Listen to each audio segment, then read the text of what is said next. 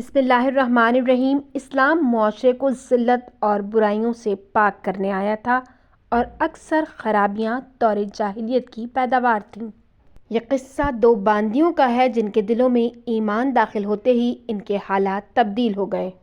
اس وقت باندیوں کی زندگی اور عمر عموماً بدکاری کے پیشے سے وابستہ ہوتی تھی اور ان پر ایسے سخت دل اور بے ضمیر لوگ مسلط ہو جاتے تھے جو ان سے پیشہ کرواتے تھے۔ ہوتا کچھ اس طرح تھا کہ بعض سردار اپنی باندیوں پر ماہانہ مقرر کر دیتے تھے کہ ہر ماہ اتنا کما کر دینا ہے۔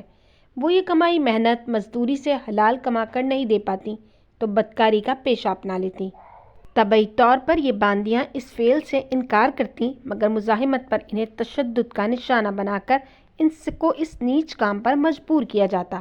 معاذہ اور مسیکہ نامی دو باندیاں رئیس المنافقین عبداللہ بن ابی کی غلامی میں تھیں۔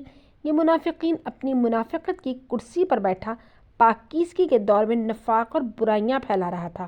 عبداللہ بن ابی ان کو اس گندے کام کے ذریعے پیسے کمانے پر مجبور کرتا اور ان مظلوم لڑکیوں کی اس ظالم جابر شخص کے سامنے نہ چلتی۔ ایک مرتبہ ان لڑکیوں نے سنا کہ یہ منافق غصے میں چلا چلا کر نبی کریم صلی اللہ علیہ وآلہ وسلم کے لیے دھمکیاں دے رہا ہے۔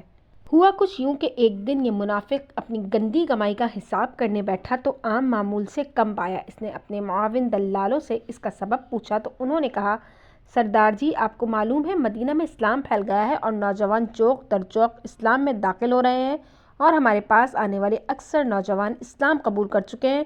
اس دین میں بدکاری حرام ہے۔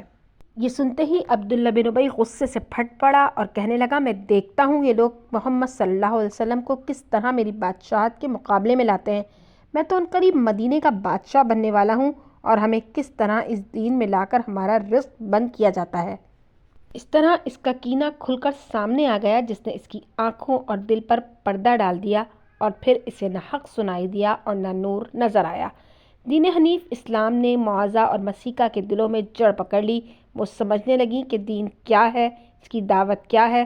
وہ سمجھ گئیں کہ یہ دین ایک حق ہے، ورنہ یہ کیسے ہو سکتا ہے کہ وہ نوجوان جو دوڑے دوڑے ادھر آتے تھے آج وہ اس کام کو بدکاری اور حرام سمجھنے لگے ہیں۔ انہوں نے دین اسلام میں عورت کی عزت اور احترام اور اس سے انصاف کے بارے میں سنا۔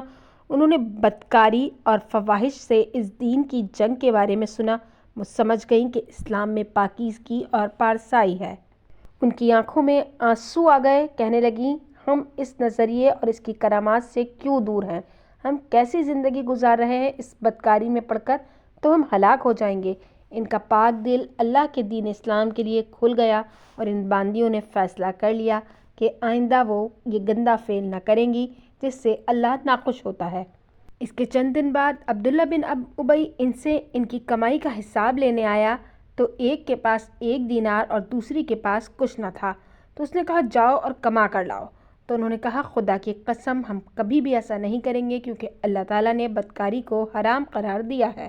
یہ سن کر اس نے ان دونوں کو مارنا شروع کر دیا تاکہ انہیں بدکاری پر مجبور کرے۔ جب تکلیفیں حد سے زیادہ بڑھ گئیں تو یہ دونوں رسول اللہ کے پاس اس منافق کی شکایت لے کر آئیں۔ اس پر اللہ تعالیٰ کا ارشاد ہوا کہ اپنی باندیوں کو بدکاری پر مجبور مت کرو جبکہ وہ پاک رہنا چاہتی ہیں اور تم اس کے بدلے دنیاوی سامان حاصل کرنا چاہتے ہو، اور اگر کوئی انہیں مجبور کر دے تو اس مجبوری کے بعد اگر وہ یہ فعل سر انجام دیں تو پھر اللہ ان باندیوں کے حق میں غفور الرحیم ہے۔ حضرت ابوبکر صدیق کو ان کی مظلومی کا علم ہوا تو انہوں نے ان دونوں کو اپنے زنان خانہ میں چھپا دیا۔ اس پر عبداللہ بہت سیخپا ہوا اور حضرت ابوبکر صدیق سے کہنے لگا، آپ کو اس بات کا حق نہیں پہنچتا کہ ہماری لونڈیوں کو بہکائیں اور پناہ دیں۔